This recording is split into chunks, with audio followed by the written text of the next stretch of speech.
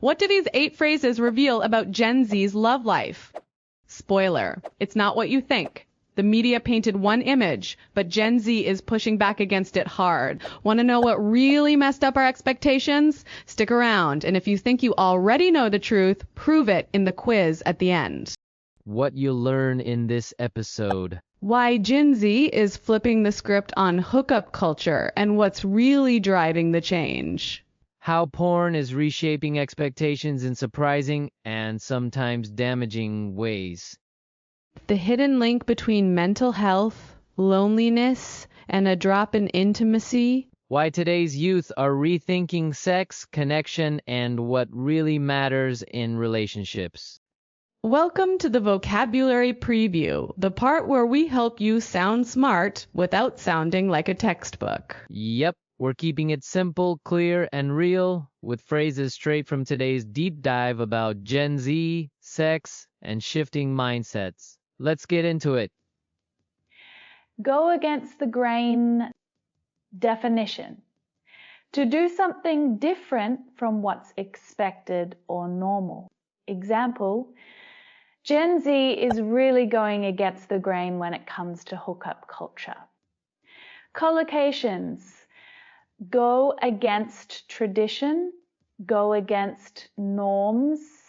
Synonyms: defy, rebel. Antonyms: conform, follow the crowd. Paint a different picture. Definition: to show a different reality than expected. Example: the data painted a very different picture from what people assumed. Collocations: paint a rosy dark different picture. Paint a picture of something. Rethink your assumptions. Definition: to reconsider what you believe to be true. Example: this episode will make you rethink your assumptions about Gen Z. Messed up. Definition: emotionally or mentally affected in a bad way. Example: Billie Eilish said porn messed her up when she was young. Synonyms: traumatized, shaken. Antonyms: fine, stable. Common collocations: feel messed up, totally messed up, get messed up by. Shape your view. Definition: to influence how you see or think about something. Example: early exposure to media can shape your view of intimacy. Set unrealistic expectations. Definition: to expect things that are unlikely or impossible. Example: porn can set unrealistic expectations about relationships. Useful phrase: be careful not to set unrealistic expectations in language or in love. Reach out, phrasal verb. Definition: to try to connect or ask for help. Example: men are less likely to reach out when they feel lonely. Collocations: reach out for support, reach out to someone. Synonym: contact. Push back against. Definition: to resist or oppose something. Example: some Gen Z women are pushing back against hookup culture. Boom! That's 8 juicy expressions from today's episode. Don't just hear them, use them. And hey, if you want to lock in this vocab for life, listen to this episode again next week or tomorrow. Your brain loves repetition, and you're training it like a pro. Plus, the more you hear these in context, the more natural you'll sound. Like spooky natural. All right, so today we're going to be looking at this kind of surprising trend. Yeah. That Gen Z adults are having less sex Uh-huh. and staying virgins longer Right. than previous generations at their age. Mm-hmm. It's kind of like going against all the stereotypes, right? Oh, absolutely. So the question we're asking for this deep dive is like, what are the key factors that are actually like driving this shift? Absolutely. And we're going to be taking a look at this video from the infographic show. Cool. Called Why Gen Z is Having Less Sex Than Other Generations. Yeah. So, what's interesting right off the bat is, for a while, like the media has been portraying Gen Z as like hypersexual, like constantly, exposed to like sexual imagery, all this kind of stuff. Easy access to porn. But the data and like more importantly, the stories that we're seeing paint a very different picture. So this deep dive is really about like understanding that difference. Yeah, exactly. Because you think about growing up with the internet and you just assume constant exposure means more activity. Exactly. But then you hear from someone like Lillian, who's 18, and she watched like heterosexual porn and she found it really graphic. Wow. And she even said there was like an element of violence to it. Oh, wow. Where the women just didn't seem to be enjoying themselves. Yeah. So it's like... It really makes you think. Yeah, it kind of makes you like rethink your assumptions. Yeah, for sure. And, that perspective is not unique to Lillian. Okay. We also heard from this 20-year-old who described like real life sex as meh. Wow. Because their partners are always trying to like mimic these like crazy, unrealistic moves they'd seen in porn. Yeah. Just like flipping every 2 seconds. Oh my God. So, it highlights this real gap between like fantasy and like the reality of connection. And then it's not just about setting these like unrealistic expectations, but, think about someone like Billie Eilish. Yeah. Who started watching porn when she was like 11. And she said it really messed her up. Oh, wow. And she's even said that it like contributed to her not saying no to things later on. That's heavy. Yeah. That's a pretty big impact. And then when you look at just like how much porn is actually being consumed, it's hard to ignore like the influence that it has. Yeah. Like websites like Pornhub, Xvideos, XNXX, they get more traffic than huge websites. Huge websites like in the U.S. Yeah. And 27% of that traffic on Pornhub comes from the 18 to 24 old demographic. That's Gen Z. Which is Gen Z. Yeah. And we're talking over 100 million daily visits. To these websites. Yeah. Yeah, and then on top of that, like 73% of teens... What? 13 to 17. Oh, wow. Have already watched porn. And over half of them started by age 13. Oh, my gosh. So, this like early and widespread exposure is definitely, shaping or misrepresenting what sex is actually like. Totally. And then what's even more concerning is that almost half of teens believe they're getting good sex information from porn. Oh, wow. So, like, what kind of sex education are they getting? Exactly. And it's scary because, sometimes these scenarios aren't realistic. Right. And, And sometimes they're not even consensual. Totally. And Kate Julian has even said that Gen Z is experiencing more like rough sex from porn. And sometimes it's not even consensual. Yeah. And Debbie Herbetic from Indiana University said that like rough sex behaviors are becoming really normalized among young people because of porn. Right. And there's research that says a good percentage of women actually experience pain during sex. But like the influence of porn might make them feel pressured to do these things anyway. And then on the other side, you have people like Cameron, who's a 23-year-old student. And he realized like the more he watched porn, the less he was able to like form real relationships and like feel good about sex in the real world. Yeah, it's almost like the virtual world started Right. negatively impacting his real life. Exactly. It's a good point. Yeah.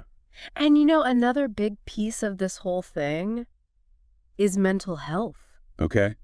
Gen Z is facing like the worst mental health of any generation. Yeah, I heard that. And the pandemic didn't help. Right. We're seeing way higher rates of depression and anxiety than older generations. Like how many higher? So like 42% of Gen Z has depression. Wow. Compared to 23% of people over 25. That's a huge difference. And then like 61% of Gen Z has anxiety. That's so sad.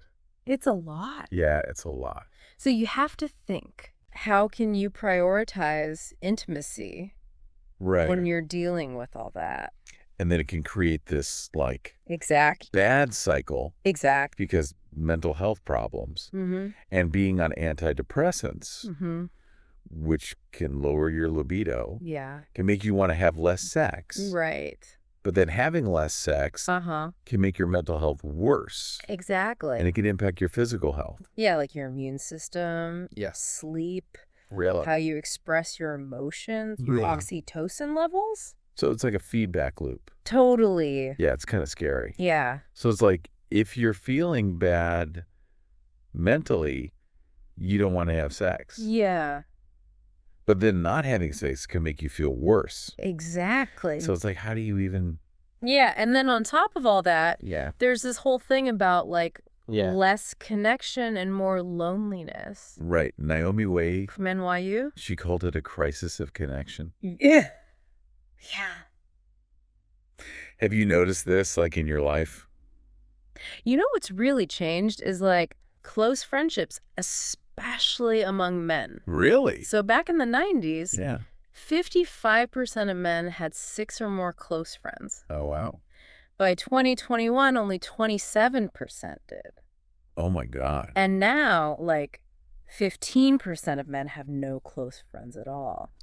That's like a huge... Big change. Yeah, and loneliness, it like affects everyone. Yeah. But it seems like it affects men even more. It does. And men are also less likely to reach out for support. Yeah. So it's like if you're missing those connections, it's going to be harder to like form intimate relationships. Especially because you have to be so vulnerable. Exactly. Yeah. And then, the pandemic and the lockdowns really affected Gen Z because, people were isolated at home. It disrupted their social and sexual development. Yeah.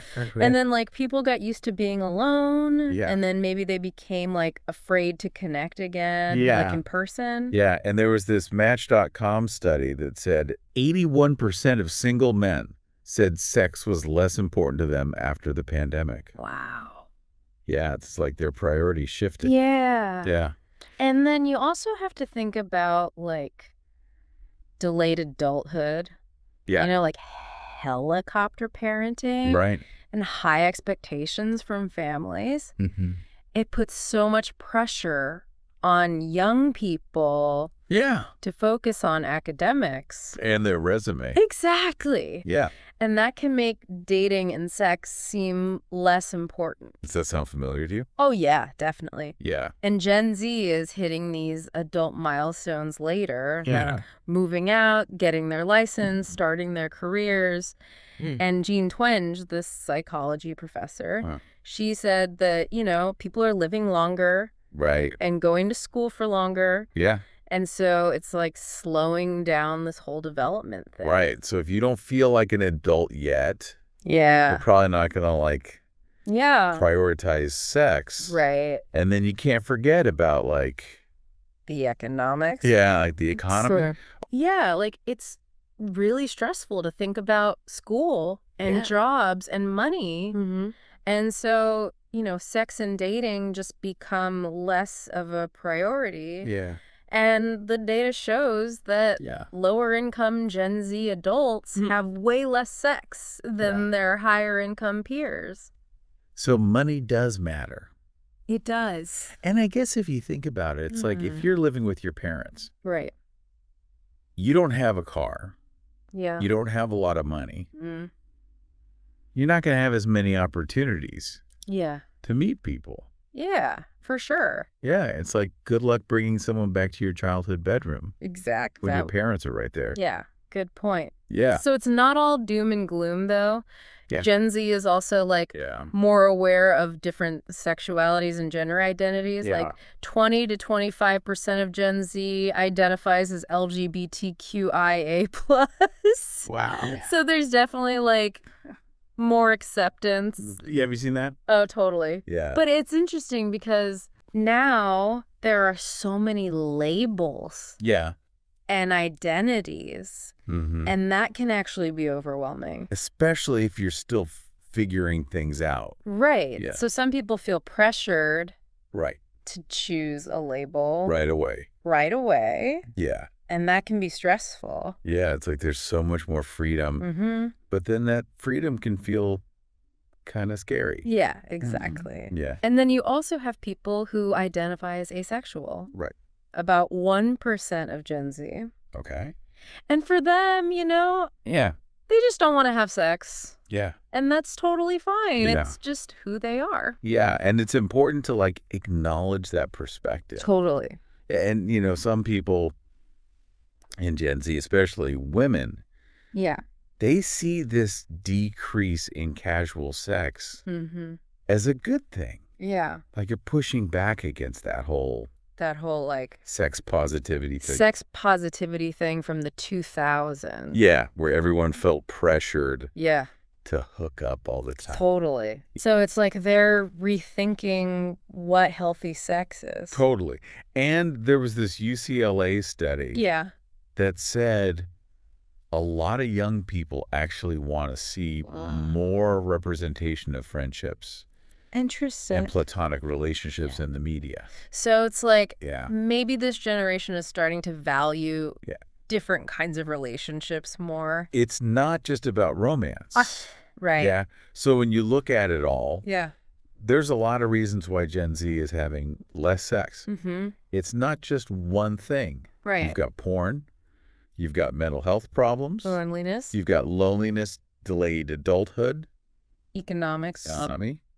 And changing attitudes towards sex. Exactly. Yeah, it's like a whole bunch of things coming together. It's so complex. Yeah. And it's really making me think about Yeah.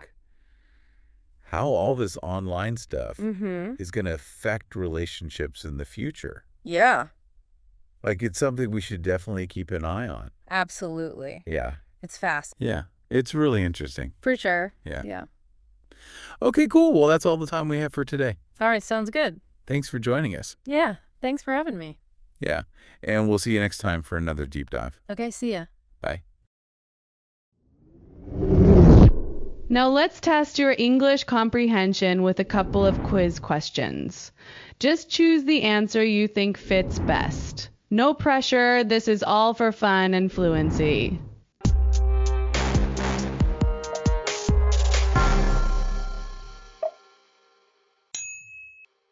Question 1. What is one reason Gen Z may be having less sex than previous generations? A. They're too busy partying. B. They have less exposure to media. C. They're experiencing higher rates of anxiety and depression.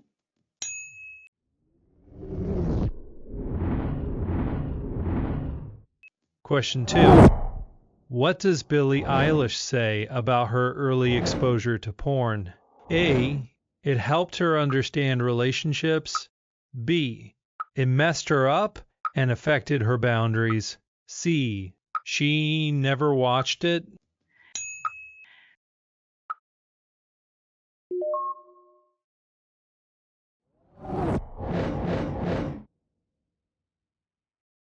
Question 3. What's the problem with the kind of sex education many teens get from porn? A. It focuses on biology only. B. It sets unrealistic expectations and lacks consent. C. It's mostly about safety and protection.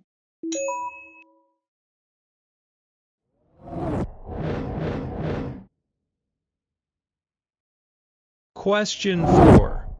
What big social shift is happening among Gen Z friendships, especially for men? A. More men have large social circles. B. Many have no close friends at all. C. Friendships are now mostly online games.